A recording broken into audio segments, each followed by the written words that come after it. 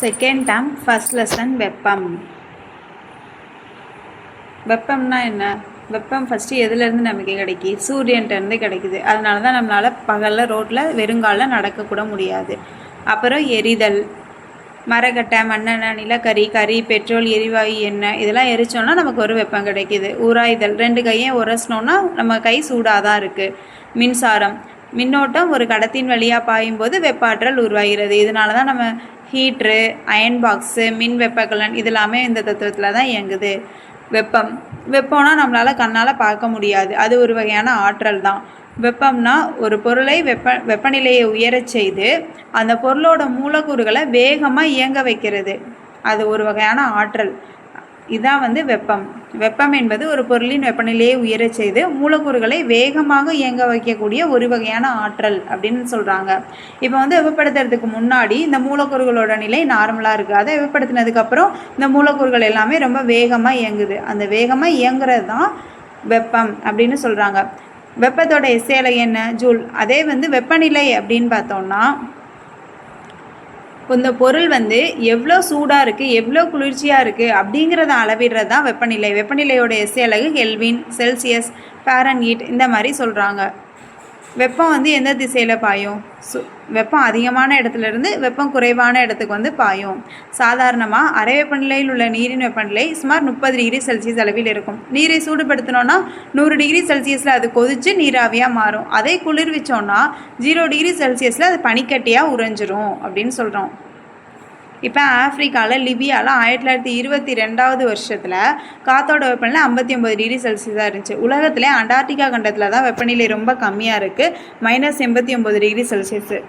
அது நம்ம நீரோட உரைநிலைக்கும் கம்மியாக இருக்குது. 0 டிகிரி செல்சியஸில் நம்மளோட நீர் பனிக்கட்டியாக மாறிடும். அப்போ அங்கே -89 டிகிரி செல்சியஸ்னால் எந்த அளவுக்கு குளிராக இருக்கும்? நம்மளோட உடம்போட சராசரி வெப்பநிலை 37, காற்றோட வெப்பநிலை 15லேருந்து 20 இருக்கும்போது நம்ம உடல் குளிர்ச்சியாக ஃபீல் பண்ணுறோம். நம்ம வெப்பநிலையானது ஒரு பொருளில் உள்ள அணுக்கள் அல்லது மூலக்கூறுகள் எவ்வளவு வேகத்தில் இயங்குகின்றன அல்லது அதிர்கின்றன என்பதை குறிக்கிறது. வெப்பமானது வெப்பநிலையை மட்டுமல்ல, ஒரு பொருளில் எவ்வளவு மூலக்கூறுகள் உள்ளன. அப்போ அந்த மூலக்கூறுகளோட சராசரி இயக்க ஆற்றல் வெப்பநிலை, அந்த மூலக்கூறுகளோட மொத்த இயக்க ஆற்றல் தான் வெப்பம்.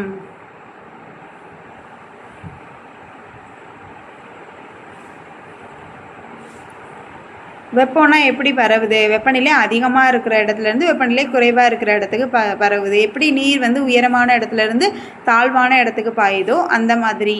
இப்போ ஏபிங்கிற 2 பொருள் எடுத்துக்கோம். ஏயோட வெப்பநிலை அதிகமாக இருக்குது, பியோட வெப்பநிலை கம்மியாக இருக்குது அப்படின்னா ஏலேருந்து பிக்கு வெப்பநிலை பரவிட்டே இருக்கும். எப்போ வரைக்கும்னா 2க்கும் சமமான வெப்பநிலை வர்ற வரைக்கும். அப்படி 2ம் சமமான வெப்பநிலை வர்ற வரைக்கும் பரவிட்டு இருக்கு. ஒரு பொருள் மற்றொரு பொருளோட வெப்பநிலையை பாதிக்குதுன்னா அது 2மே வெப்ப தொடர்பில் இருக்குது. அது வெப்ப சமநிலையில் வர்ற வரைக்குமே அதுங்க வெப்பம் பரவிட்டு தான் இருக்கும்னு சொல்கிறாங்க. இப்போ நம்ம குளிர்சாதன பெட்டியிலேருந்து எடுத்து ஒரு சமையலறை மேடையில் ஒரு பால் பாத்திரத்தை வைக்கும். சமையலறை மேடையும் வெப்ப தொடர்பில் இருக்குது, அந்த பால் பாத்திரமும். குறிப்பிட்ட நேரத்திற்கு அப்புறம் அவை 2மே ஒரே வெப்பநிலைக்கு வருகிறது. அப்போது தான் அவை வெப்ப சமநிலையில் உள்ளன. இப்போ நம்ம ஒரு பொருளோட மூடியை திறக்க முடியல அப்படின்னா அதை வெப்பப்படுத்தினோன்னா அதை நம்ம திறந்துடலாம். ஏன் அப்படின்னா அந்த பொருட்களை வெப்பப்படுத்தும் போது விரிவடைஞ்சிடும், குளிர்விக்கும் போது சுருக்கம் அடையும் அப்படின்னு சொல்கிறாங்க. அதே அதோட நீளத்தில், பரப்பளவில், கன அளவில் ஏற்படும் மாற்றத்தை வச்சு அதை பிரிக்கிறாங்க. ஒரு பொருளை வெப்பப்படுத்தும் போது அது விரிவடைவதே பொருளின் வெப்ப விரிவடைதல்னு சொல்கிறாங்க. இப்போ அதே அதோட நீளத்தில் விரிவடைஞ்சால் அதான் நீள் வெப்ப விரிவு, அதே பருமன் வெப்ப விரிவடைஞ்சால் அது பரும விரிவுன்னு நம்ம சொல்கிறோம். திண்மம், திரவம், வாயு எல்லா பொருட்களும் மூலக்கூறுகளால் ஆனவை. பொருட்களில் உள்ள மூலக்கூறுகள் எப்பொழுதும் அதிர்விலோ அல்லது இயக்கத்திலோ உள்ளன. ஆனால் நம் வெற்றுக்கண்களால் இந்த இயக்கத்தை பார்க்க முடியாது. வெப்பப்படுத்தும் போது ஒரு பொருளை வெப்பப்படுத்தும் போது மூலக்கூறுகளின் அதிர்வும் இயக்கமும் அதிகரிக்கிறது. குளிர்விக்கும் போது வெப்பப்படுத்துதல் அப்பொருளின் மூலக்கூறுகளின் எண்ணிக்கையில் மாற்றம் ஏற்படுவதில்லை, எனவே எடையும் மாறுவதில்லை. இந்த அதிர்வு ஒரு மூலக்கூறிலிருந்து அடுத்த மூலக்கூறுக்கு கடத்தப்படுவதால் வெப்பம் பரவுகிறது. திண்மம் வெப்பப்படுத்தும் போது திரவமாக மாறுது, திரவத்தை வெப்பப்படுத்தினோன்னா வாயுவாக மாறுது. அதே வாயுவை குளிர்விச்சோன்னா திரவமாக மாறுது, திரவத்தை குளிர்விச்சோன்னா திண்மமாக மாறுது.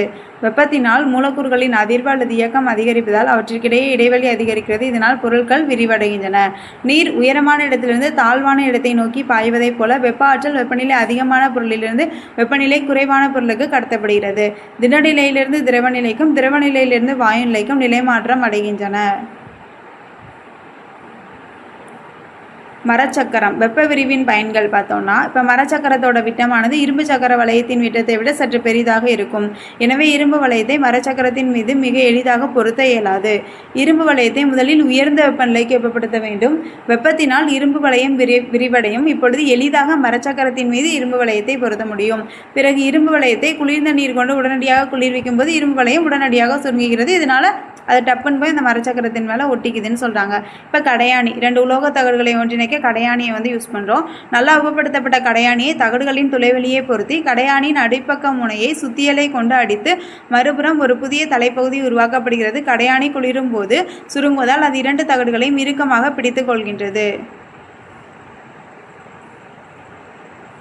நம்ம கண்ணாடியில் பாத்திரத்தில் சூடாக தண்ணியை ஊற்ற முடியாது. அப்படி ஊற்றினோன்னா அதில் விரிசல் ஏற்பட்டுரும். அதனால தான் சமையலறை ஆய்வகங்கள்லாம் நம்ம போரோசிலிகேட் கண்ணாடி, அதாவது பைரக்ஸ் கண்ணாடி யூஸ் பண்ணுறோம். இந்த கண்ணாடி பொருட்களை வெப்பப்படுத்தும் போது மிக மிக குறைவாக விரிவடைகின்றன. அதனால் இந்த விரிசல் ஏற்படாது. இப்போ மின்சார கம்பி இதெல்லாம் பார்த்தோன்னா கோடை காலத்தில் தொய்வாக இருக்கும், குளிர்காலத்தில் ஸ்டிஃபாக இருக்கும். ஏன் அப்படின்னா ஒரு பொருளை வெப்பப்படுத்தினோன்னா அது விரிவடைஞ்சிடும். அதை குளிர்விச்சோன்னா அது சுருங்கும். இந்த தத்துவம் தான். ஓகே.